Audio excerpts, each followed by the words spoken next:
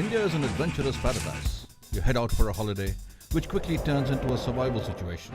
A dream turns into a nightmare. I'm thirsty, I'm tired, I'm hungry, and I'm lost. Shelter, water, and food become a priority.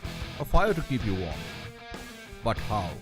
I'm Chandan Lahiri from OTS Survival School. I'll give you some tips and show you some tricks to use in a self-reliant situation. Do not think problems can only happen to other people. It can happen to you. If you're wondering what I'm holding, this is something that I'm trying to do and I've never tried it before.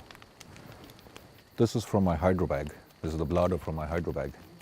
And the pipe has developed a leak, so I can't use it as a hydrobag anymore. But I'm trying to show a way with which you can boil water in a rubber bladder like this. And boiling, as you know, is one of the finest ways to purify water and make it good to drink. So I put it against the stick. I've tied it up with some cord. I've left the ends open so that the moisture can escape. And this is made of rubber. So theoretically, when I put it on the fire, it should melt.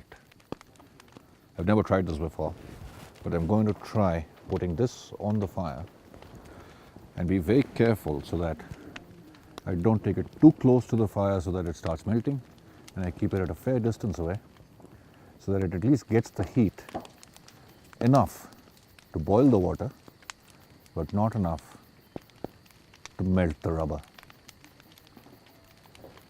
And if it was a metal container in which I was boiling, I would have kept it somewhere here. But because it is rubber, I'll need to keep it up. And I suspect in about 5 minutes or so, you should start seeing bubbles developing inside the water, which means it's becoming warm and it'll come to a boil so that it doesn't spring a leak, it doesn't burst, it doesn't melt, and I lose the water. And if this is the only container you have left in which to boil your water, then you should be very, very careful on what you're doing. And to be honest, I haven't done this before. And what I want to do is just bring it closer to me to see how hot the bladder has become. Okay, still cool. So I can take it a little bit closer. It's still cool. I've taken it slightly closer to the flames, which is dicey, because I want the heat to get into the water. It's already warm, and I guess it'll take about 10 more minutes to get hot. But I've tried to take it closer. So far, so good.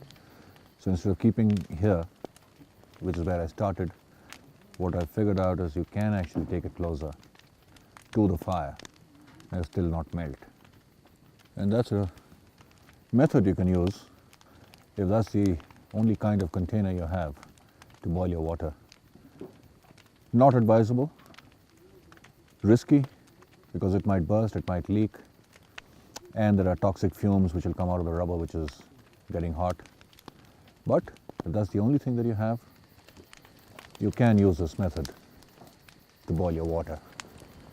And it is getting warm, and I suspect in another couple of minutes you'll start to see bubbles there.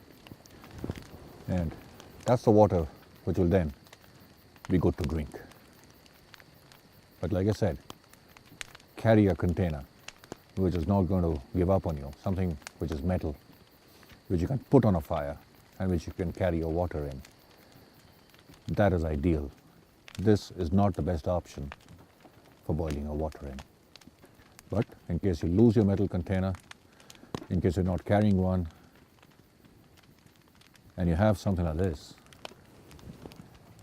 is what you can do. And you can lose metal containers. It has happened before to a lot of people, and it can happen to you. Learn to adapt, improvise, innovate, and overcome. To learn more tips and tricks, visit this site.